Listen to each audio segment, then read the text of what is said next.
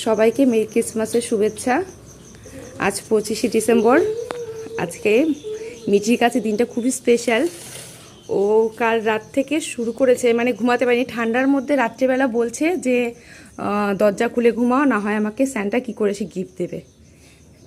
আর রাত্রেবেলা 12টার সময় ঘুমিয়েছে, 12:30 পৌনে 1টা, তারপরও সে 6টার সময় উঠে পড়েছে। মা সকাল হয়ে গেছে, আমাকে কি স্যান্টা গিফট দিয়েছে, নানা রকম তার কথা। চলো এখন তাকে উঠানো যায় ঘুম থেকে। মামা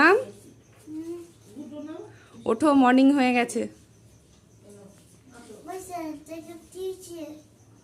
দেখো স্যান্টা দিয়েছে কিনা তোমাকে, তোমার লিস্ট অনুযায়ী কি।